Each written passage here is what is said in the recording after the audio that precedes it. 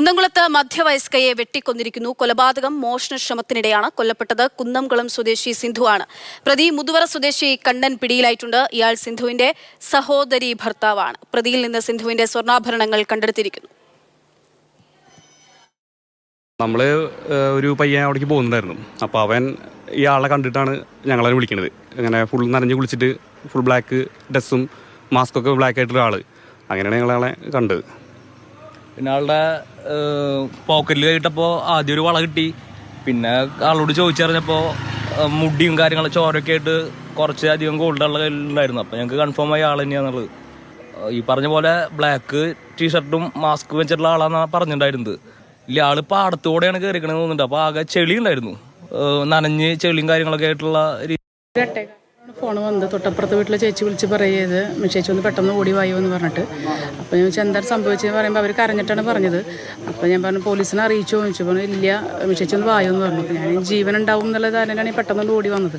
അപ്പോഴാണ് പിന്നെ രക്തത്തിൽ ആകെ രക്തം ആകെ തളം കെട്ടി കിടക്കുന്ന ഒരവസ്ഥയിലാണ് ആളനെ കണ്ടത്.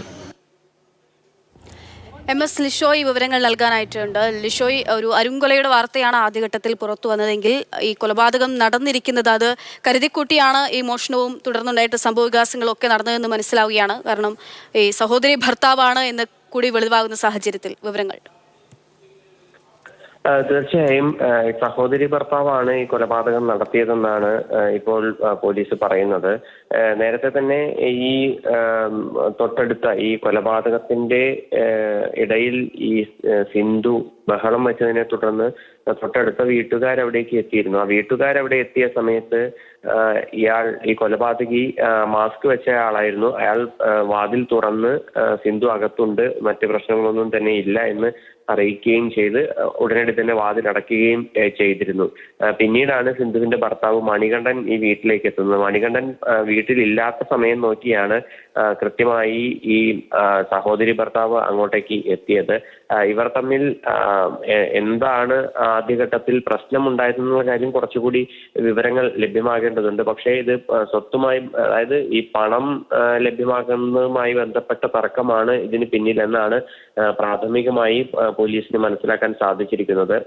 പിന്നീട് ഈ സ്വർണ്ണാഭരണങ്ങൾ കവരുന്നതിന് മുൻപായി ഒരു ബലപ്രയോഗം നടന്നു. അതിന് ശേഷമാണ് പിന്നീട് ഈ കൊലപാതകം നടത്തിയത്. അവിടെ നിന്നും ഓടി രക്ഷപ്പെട്ട് ഇയാളെ പിന്നീട് നാട്ടുകാരാണ് പിടികൂടിയത്. ഈ കറുത്ത വസ്ത്രം ധരിച്ച് കറുത്ത മാസ്ക് അണിഞ്ഞ ആളാണെന്ന് പോലീസിന് നേരത്തെ തന്നെ മനസ്സിലായിരുന്നു. കാരണം ആ തൊട്ടടുത്ത വീട്ടിലെ ഒരു സ്ത്രീ ഈ കൊലപാതകിയെ നേരിട്ട് കണ്ടിരുന്നു. അതുകൊണ്ട് തന്നെ കൃത്യമായി ഇയാളുടെ ഒരു ശരീരഘടനയും വസ്ത്രവും എല്ലാം തന്നെ അറിയാവുന്നതിനാൽ തന്നെ ഈ പ്രതിയെ പിടികൂടാനായി എളുപ്പമായി. ഇനിയിപ്പോൾ എന്തിനാണ് ഈ കൊലപാതകം നടത്തിയതെന്നുള്ള കാര്യത്തിൽ കൃത്യമായ ഒരു വിവരം ലഭ്യമാകേണ്ടതുണ്ട്. പ്രതിയെ നിലവിൽ കുന്നംകുളം പോലീസ് ചോദ്യം ചെയ്തുകൊണ്ടിരിക്കുകയാണ്.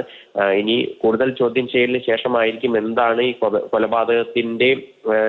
കൊലപാതകത്തിലേക്ക് നയിച്ച കാരണം എന്നുള്ള കാര്യം കൃത്യമായി വ്യക്തമാവുകയും ചെയ്യും. എന്തായാലും നിലവിൽ ഈ സിന്ധുവിന്റെ ആഭരണങ്ങൾ ഉൾപ്പെടെ ഈ പ്രതിയിൽ നിന്ന് പിടികൂടിയിട്ടുണ്ട്.